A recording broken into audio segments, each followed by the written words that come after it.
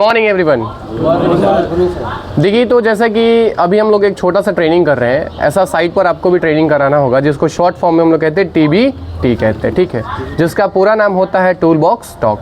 इसका कहने का मतलब होता है कि ये कंपनी के अंदर एक छोटी सी बेसिक ट्रेनिंग कही जाती है, जिसमें हम और वर्कर मिलकर बात करते हैं कि आज जो हम काम करने के लिए जा रहे हैं उस काम में हमको किन बातों का सबसे ज़्यादा ध्यान रखना है और ऐसी कौन सी चीज़ें हैं जिनके वजह से हमें नुकसान हो सकता है। तो ये अब आप काम के बारे में जब पढ़ाई करेंगे तब आप उसके बारे में सीखेंगे, फिर जाके आप वर्कर्स को बताते हैं। तो फिलहाल अपना जो आज का TBT हम लोग करने वाले हैं वो एक हेलमेट के ऊपर करने वाले हैं, क्योंकि आपको पता है कि हमारे पूरे शरीर का सबसे अभिन्न अंग है हमारा सर, बोले तो हमारा CPU। अगर हमारा CPU अच्छे ढंग से काम नहीं करेगा तो जाहिर सी बात है ना तो हमारा किसी काम में मन लगेगा और ना हम किसी काम को सेफली ढंग से कर सकते हैं, ठीक है। तो प्लीज़ आप लोग साइलेंस मेंटेन करेंगे और जिनका भी कोई क्वेश्चंस होगा वो हैंड रेज करेंगे और अपना क्वेश्चंस पूछ सकते हैं, ठीक है। फिलहाल मैं स्टार्ट कर रहा हूँ ये हेलमेट के ऊपर अपना TBT, ओके। चलिए, तो सबसे पहले हमको ये समझना होगा कि ये जो हेलमेट हमारे हाथों में अभी दिख रहा होगा, तो आखिर ये हेलमेट हम पहनते क्यों, आखिर इस हेलमेट से हमें फ़ायदा क्या होगा, ठीक है। तो सबसे पहले उससे भी पहले हमको ये समझना होगा कि ये हेलमेट होता क्या है। तो हेलमेट का एक छोटा सा डेफिनेशन होता है कि यह एक PPE होता है। PPE बोले तो क्या, पर्सनल प्रोटेक्टिव इक्विपमेंट। पर्सनल बोले तो क्या, व्यक्तिगत, और प्रोटेक्टिव बोले तो क्या, व्यक्तिगत सुरक्षा, और इक्विपमेंट बोले तो यंत्र, मतलब व्यक्तिगत सुरक्षा यंत्र है ये हमारा हेलमेट, ठीक है। अब इसका नाम व्यक्तिगत क्यों पड़ गया, क्योंकि ये व्यक्तिगत इसलिए पड़ा क्योंकि जो व्यक्ति इस हेलमेट को पहनेगा ये हेलमेट सिर्फ और सिर्फ उसे ही बचाएगा। ये तो क्लियर हो गई। दूसरी चीज़, ये हेलमेट हमें किन किन चीज़ों से बचाता है। तो सबसे पहले ये हेलमेट आपको बचाता है धूप से। किससे बचाता है बाबू, धूप से बचाता है। दूसरी को बचाएगा जब बारिश होगी, बारिश का जो पानी होता है तो वो भी आपके सर पे पड़ेगा, तो बहुत लोगों ने सर्दी खांसी हो जाती है, तो उस समय भी ये क्या करेगा, आपको बचाएगा। तीसरी चीज़ है, साइड पर आप काम करते हैं तो वहाँ पर धूल भी उड़ता है, तो जब धूल उड़ेगा तो उस समय भी ये क्या करेगा, आपके बालों के अंदर धूल ना जाए, उससे भी आपको क्या करेगा, बचाएगा।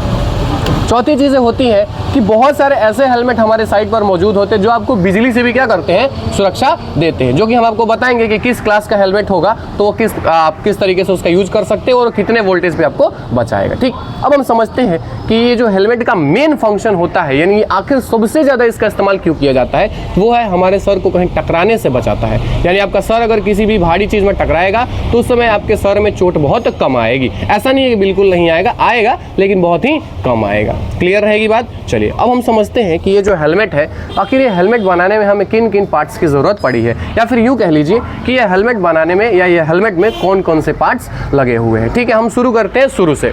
तो सबसे पहले आप ऊपर देख रहे होंगे कि ओवल शेप है, जिसको हम लोग कहते हैं शेल। इसको हम क्या कहते हैं बाबू, शेल कहते हैं। जैसे कछुए के ऊपर कवच होता है, उसी तरीके से हेलमेट के ऊपर शेल होता है।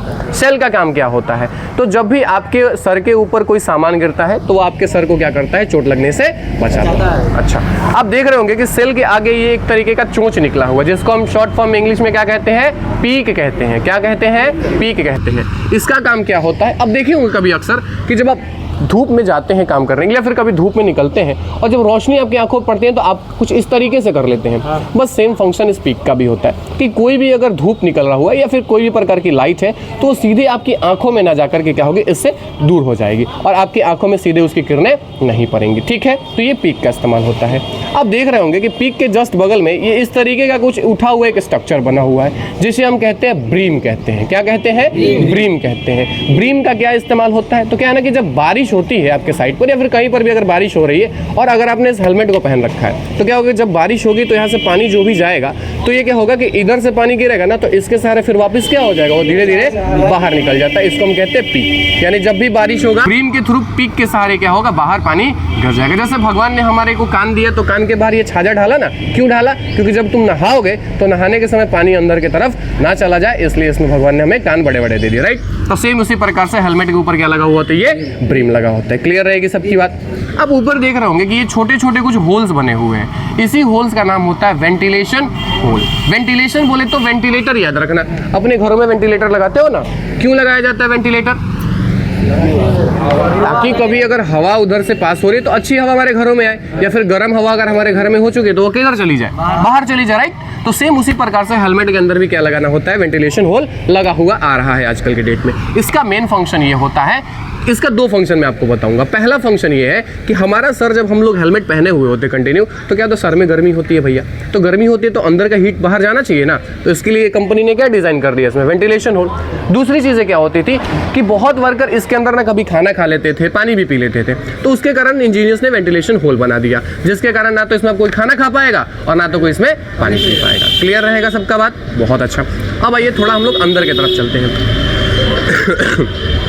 ये जो आप लटका हुआ पट्टी देख रहे हैं, इसे हम लोग कहते हैं चीन स्ट्रिप। क्या कहते हैं? चीन स्ट्रिप कहते हैं। चीन स्ट्रिप, ये चीन मतलब दाढ़ी होती है ना, और स्ट्रिप का मतलब पट्टी होता है, तो दाढ़ी पर लगाई जाने वाली पट्टी को क्या कहेंगे? चीन स्ट्रिप कहेंगे। Very good. तो चीन स्ट्रिप का काम क्या होता है? अब सोचिए कि अगर ये चीन स्ट्रिप नहीं होती और ये कुछ इस तरीके से होता, तो शायद ये एक तरीके का टोपी बन गया आपका, और जब आपका सर नीचे जाएगा तो हो सकता है वो गिर भी जाए। तो फिर सोचिए कि अगर आप कभी गिरे और आपका हेलमेट पहले ही गिर जाए और उसके ऊपर से सर पे कुछ गिर जाए, तो ये हेलमेट लगाने से कोई फायदा होगा? हमें कोई फायदा नहीं होगा। इसीलिए क्या किया गया, इसमें चीन स्ट्रिप बनाया गया। इसका क्या फायदा होता है? तो ये आपके हेलमेट को बाहर गिरने से रोक लेता है। ओके, अच्छा। अब बात ये भी है कि सर सबका सर का साइज, हेड का साइज अलग अलग होता है, तो उसके लिए क्या है इस हेलमेट के अंदर? तो उसके लिए ये बनाया गया है जिसको हम कहते हैं एडजस्टर। इसका क्या नाम होता है? एडजस्टर। एडजस्टर क्या करता है कि जिसके सिर का यानी हेड का जो शेप होता है उसके अनुसार ये अपने आप को क्या कर लेता है? ढाल लेता है, ठीक ना। इसको एडजस्टर करते हैं क्योंकि ये एडजस्ट कर लेता है आपकी हेड को।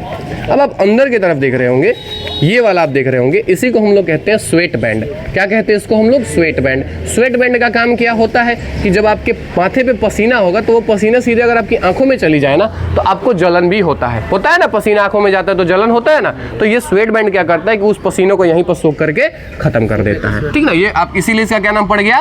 Sweat band. स्वेट मतलब होता है पसीना, और बैंड इसलिए बोला जाता है क्योंकि उसको क्या कर लेता है? सोख लेता है। इसको स्वेट एब्जॉर्बर के नाम से भी जाना जाता है ना। आप अंदर की तरफ देख रहे होंगे ये ग्रे कलर का, ठीक है, तो इसको हम लोग कहते हैं शॉक एब्जॉर्बर हार्नेस। क्या कहते हैं? Shock absorber harness. शॉक बोले तो झटका और एब्जॉर्बर बोले तो सोखने वाला, ठीक है। और ये हार्नेस है, यानी ये ऐसा हार्नेस है जो शॉक को क्या कर लेता है? सोख लेता है, झटके को क्या कर लेता है? कम कर देता है। जैसे सोचिए कि अगर ये नहीं होता आपके हेलमेट के अंदर, तो जाहिर सी बात है कि अगर कोई चीज़ आपके ऊपर गिरती तो सिर्फ एक टोपी की तरह काम करता, और सोचिए कि कोई चीज़ में अगर ये शॉकर नहीं है तो जाहिर सी बात है कि वो उसे जंप नहीं कर पाएगा, और जब जंप नहीं करेगा तो चोट बराबर लगेगा। इसलिए हेलमेट के अंदर क्या बनाया जाता है? शॉक एब्जॉर्बर बनाया जाता है, ठीक। सब कुछ जब देख लेने के बाद आपको सबसे इंपॉर्टेंटली देखना होता है इसका कि मैन्युफैक्चरिंग कब हुआ है और ये कब एक्सपायर हो जाएगा। तो अमूमन तौर पे देखा जाता है तो एक सेफ्टी हेलमेट जो होता है वो 3 साल से लेकर और 5 साल के अंदर क्या हो जाता है? एक्सपायर हो जाता है। देखिए, एक्सपायर कहने का मतलब ये नहीं कि आज ये हेलमेट है तो धीरे धीरे इसका रंग खत्म हो जाएगा, धीरे धीरे इसका चोच खत्म हो जाएगा, धीरे धीरे इसका एडजस्टर खत्म हो जाएगा, इस तरीके से एक्सपायर नहीं होता है। एक्सपायर कहने का मतलब होता है कि इसकी जो मजबूती है वो क्या हो जाती है? कम हो जाती है। अब देखे होंगे कि छत पे हम लोग कभी कभी जो हम लोग मरई होता है, पलानी होता है, तो हम लोग उससे फूस बिछाते हैं ना, उसके नीचे देखिए आप पॉलीथीन भी डालते हैं, तो पॉलीथीन एक समय के साथ क्या होने लगता है? फटने लगता है। तो क्या पॉलीथीन खत्म हो जाता है कि पॉलीथीन ही रहता है? बस क्या हो जाता है? कमजोर हो जाता है और धीरे धीरे फटने लगता है। सेम हाल आपके हेलमेट का भी होता है, लेकिन 3 साल से लेकर 5 साल तक आप इस हेलमेट का इस्तेमाल कर सकते हैं। बात है सर कि हमको कैसे पता चलेगा इसका यूज़ कितने दिनों के लिए करना है, या फिर हमको कैसे पता चलेगा कि ये हेलमेट कब बना है?